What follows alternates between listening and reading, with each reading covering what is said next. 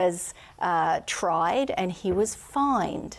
Now, I mean, we don't tell these stories about America because we like these uncomplicated narratives of religious freedom for everyone, you know, right from 1791 through to today. But this was the reality. And so this magazine was published, and on that very first copy of the magazine that came out off the presses, the editor decided to sort of lay out the philosophy that was going to guide this magazine.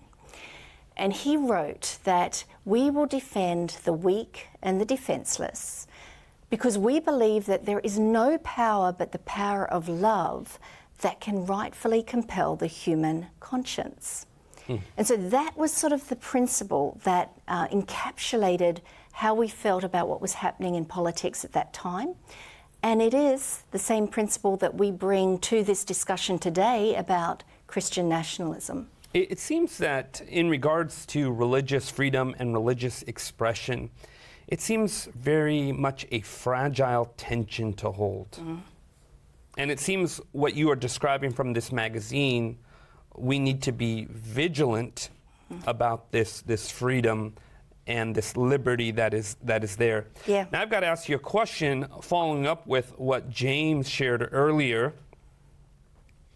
Can you explain what exactly is Christian nationalism, and is it really a threat to our democracy today? I get a lot of feedback from readers. And, you know, it may surprise you, but people in America have different feelings and thoughts about politics. I'm not sure if you knew that. Go figure, huh? Yeah, go figure.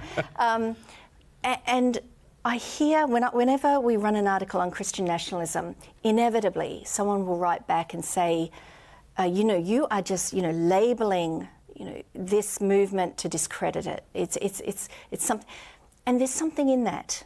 We need to be very careful that we're not just throwing this label out as a derogatory political term to try to discredit someone. Because, you know, Christian nationalism, if you're going to use it as, you know, the idea of I'm a Christian and I'm going to bring my ideas into the public space, fine. You know, you don't magically just sort of discard your, you know, your cloak of Christianity or faith when you go to vote or you run for office, because your faith is going to inform your values and you're going to bring those values. It's expressive, right? It's expressive.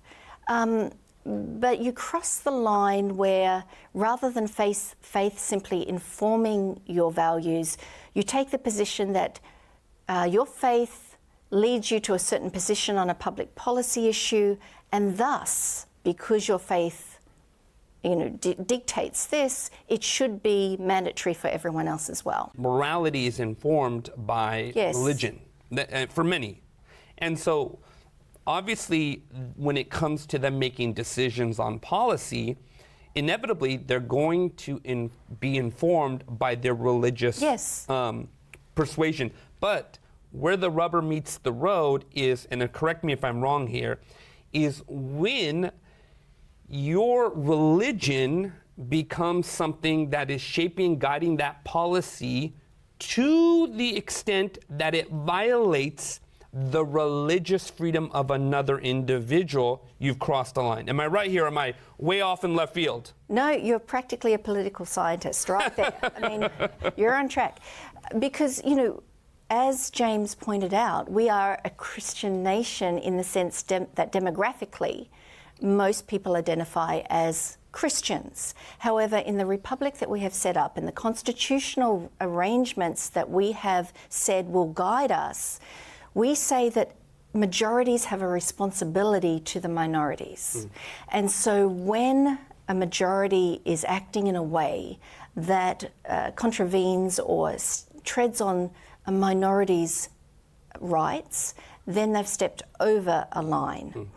You know, sometimes it's easier to understand it when we're not talking about ourselves, because we're going to get a little uncomfortable when